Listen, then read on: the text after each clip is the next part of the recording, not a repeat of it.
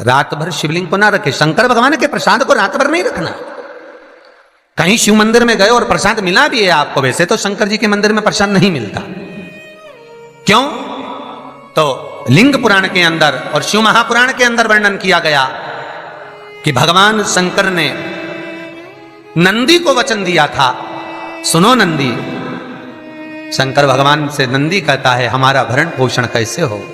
शंकर भगवान कहते हैं नंदी मेरे शिवलिंग पर यदि, कई लोगों को थोड़ा ध्यान दीजिएगा, है बहुत कथा पर बहुत ध्यान देना। शिव महापुराण की कथा है, बार बार ऐसी कथा नहीं मिल सकती आपको। सुनोगे आप अपनी जगह पर, बहुत वक्ता हैं, बहुत प्रेम से बांचते हैं, पर जो कथा रस तत्व से आपको मिल जाए उसको ले लीजिए महाराज। कोई वस्तु, कोई भोजन आप बनाकर लेकर गए हो, कोई पकवान आप बनाकर लेकर गए हो, कोई फल लेकर गए हो, यदि शिवलिंग पर वो पकवान, वो मिठाई, वो फल टच हो गया तो वो खाने के योग्य नहीं रहता। वो घर पर लेकर मत आना, मंदिर में ही छोड़कर। यदि भोजन, पकवान, मिठाई, शिवलिंग यहां पर है और भोजन का भोग तुमने इतनी दूर से लगाया है, फल इतनी दूर रखा है, वो शिवलिंग पर टच नहीं करा गया है, तो उस प्रसाद को, उस फल को आप पा सकते हो, उसको खा सकते हो। पर जो शिवलिंग पर टच हो गया फिर वो केवल नंदी, श्रृंगी, भृंगी, प्रेतों का, भूतों का, आहूतों का भाग होता है। प्रेत, भूत, आहूतों का वो फिर खाने योग्य नहीं है। हाँ, यदि नर्मदेश्वर महादेव हैं, नर्मदा जी के जल से कोई शिवलिंग प्रकट हुआ है, नर्मदा जी के जल से, कोई कंकर से, नर्मदा के जल से अगर कोई शिवलिंग प्रकट हुआ है, उस शिवलिंग की स्थापना कहीं पर है या आपके घर में है, तो उसको कुछ भी टच हो जाए वो पा सकते हो, पर बाकी के शिवलिंग को स्पर्श किया हुआ नहीं पा सकते। केवल एक नर्मदेश्वर महादेव नर्मदा के जल से प्रकट हुए। कई लोग पूछते हैं ये सांप है कौन, ये सर्प है कौन, तो उसको बताओ ये भगवान शंकर के गले में जो एक सांप पड़ा हुआ है ये भगवान विष्णु हैं। और शंकर भगवान के सिर पर जो जटा में सांप दिखता है, वो हाथ में सांप बंधे रहते हैं, वो दो हाथों में, कमर पर, सिर पर, केशों पर जो सांप 5 नजर आते हैं वो, तो बताओ ये शंकर भगवान की 5 लड़कियां हैं, जया, विषहरा, शामली बारी, दो तली और देव। ये 5 लड़कियां भगवान शंकर के इर्द गिर्द घूमती हैं, आस पास भ्रमण करती हैं सभी। ये शिव की बेटियां भगवान शंकर के साथ भ्रमण करती हैं। 5 जया, विषहरा, शामली बारी, दो तली और देव। ये जो 5 पुत्रियां थी शंकर भगवान की, ये वासुकी को दी गई थी महाराज, क्योंकि ये सर्प की योनि में थी, इसलिए ये वासुकी नाग को प्रदान करी गई थी। वासुकी नाग कौन सा? जिसने मंथन कराया। वासुकी नाग कौन सा? जिसके फण पर पूर्ण पृथ्वी विराजमान है। वासुकी नाग कौन सा? जो निरंतर देवताओं के हित के लिए कार्य करता है। एक पान के पत्ते के ऊपर, मात्र पान जानते हो, वो खाने वाले पान करते हैं, उसका पत्ता से जुड़ी पान के पत्ते के ऊपर समस्याएं समाप्त हो जो चंदन से आगे बढ़ने से शंकर के नाम को सब्सक्राइब करके पार्वती का नाम से प्रेस कर दे और ब्रह्माणी सरस्वती का नाम लेकर वीडियो शिव को समर्पित कर दे। तो चलिए महाराज उसकी भी तिथि बताइए, बड़ी सुंदर है। जब रवि का पुष्य योग पड़े, रवि पुष्य नक्षत्र हो, रवि का पुष्य योग पड़े, उस समय पान के पत्ते पर चंदन से शंकर, पार्वती और सरस्वती का स्मरण कर कर जो शिवलिंग के ऊपर उस पान के पत्ते को चढ़ाकर 5 बेलपत्र, 3 समी पत्र समर्पित कर देते हैं, उस बच्चे से चढ़वा देते हैं, वो बच्चा कभी पढ़ने में कमजोर नहीं होता, विद्या में बढ़ता ही बढ़ता है। पलटकर माँ बाप को देखना ही नहीं पड़ेगा, बच्चे को कभी भी माँ को कहना ही नहीं पड़ेगा कि पढ़ने बैठ, वो खुद पढ़ेगा, रुचि से पढ़ेगा। 5 बेलपत्र, 3 समी पत्र समर्पित कर दें, भगवान शंकर का स्मरण करें और उस बच्चे को प्रणाम करवा कर वापिस लेकर आए। बच्चा विद्या में प्रबल होता है, विद्या प्रखर।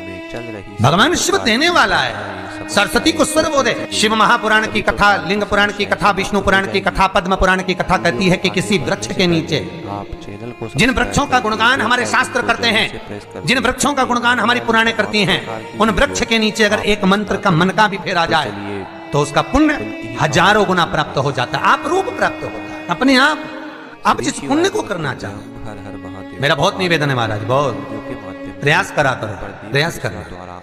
अगर हाथ के मनके की माला भी नहीं हो और किसी पीपल के पेड़ के नीचे 15 मिनट बैठने का मौका मिल गया, आंवले के वृक्ष के नीचे 5 मिनट बैठने का मौका मिल गया, किसी आंवले के वृक्ष के नीचे 5 मिनट बैठे हो, ओम नमो नारायण का मंत्र का स्मरण कर लो, ओम नमो भगवते वासुदेवाय का जाप कर लो, बस उसका फल चौगुना हजारों गुना प्राप्त हो जाता है। शमी के पेड़ के नीचे बैठे हो, श्री शिवाय नमस्तुभ्यम का जाप करिए, चौगुना गुना फल मिलेगा, 1000 गुना फल। बेलपत्री के पेड़ के नीचे गए हो, ओम नमः शिवाय ओम का जाप करिए, फल मिलेगा। श्री शिवाय नमस्तुभ्यम। उस फल को हमें पाना है। कई लोग कहते हैं महाराज हम पूजन बहुत करते हैं, हम पाठ करते हैं, हम अर्चना करते हैं, हम व्रत रखते हैं, हम उपासना करते हैं, हम दान करते हैं, हम पुण्य करते हैं, हम सत्कर्म करते हैं, उसके बाद भी दुख क्यों है? हम पूजन तो कर रहे हैं। आपके पेट में दर्द हुआ, मान लो आपके सिर में दर्द हुआ, अब सिर में दर्द हुआ तो आपने गोली तो खाई, एनासिन भी खाई, क्रोसिन भी खाई, डिस्प्रिन भी खाई, कॉम्बिफ्लेम भी खाई, ना जाने कहां की गोलियां खा गए, सिर में दर्द था और 4-5 तरह की गोली खा गए। तो चलिए तुमने जब तो गोली खा ली और गोली खाने के बाद तुम्हें थोड़ा सा असर भी हो गया, पर इतनी गोलियां जो खाई है तो बाद में रिएक्शन तो करेगी, कुछ तकलीफ तो देगी, कुछ गर्मी तो करेगी, बीपी शुगर ऊंचा नीचा कर सकती है पाई। उसी तरह मंत्र, माला, पाठ, जब अनुष्ठान फल कब देते हैं और फल कब नहीं देते, ये शिव महापुराण की उमा संहिता कह रही है। शिव महापुराण का उमा खंड, पार्वती खंड को अच्छे से पढ़िए तो उसमें बताया है, उसमें वर्णन किया। हम पाठ करने बैठे, इतनी बड़ी पोथी लेके लोग बैठ जाते हैं, पहले राम रक्षा स्तोत्र पढ़ लिए, फिर ये पढ़ लिए, गीता जी का अध्याय पढ़ लिया, ये पढ़ लिया, ये चालीसा, दुर्गा चालीसा, शिव चालीसा, तांडव, ये वो, ये मंत्र जप लो, वो मंत्र जप लो, फिर कोई महाराज बता गया वो मंत्र जप लो, फिर कोई महाराज बता गया वो मंत्र जप लो, ये वाला देवता ला के अलमारी में रख लो। इतनी बड़ी पूजन की अलमारी, बस इतनी बड़ी, ज्यादा से ज्यादा होगी तो इतना बड़ा पूजन का घर, कमरा, उसमें इतना सारा देवता। रामेश्वर गई तो उनको ले आई, जगन्नाथ जी गई तो उनको ले आई, द्वारका गई तो उनको ले आई, वृंदावन गई तो उनको ले आई, महाकालेश्वर गई तो उनको ले आई, सारा देवी देवता वहीं बैठा, पितृदेव, ये देव, कुल देवी, शंख देव, घंटी देव, दिया देव, सब उसी में, गणेश जी, शंकर जी, हनुमान जी, राम जी, सब धरा पड़ा।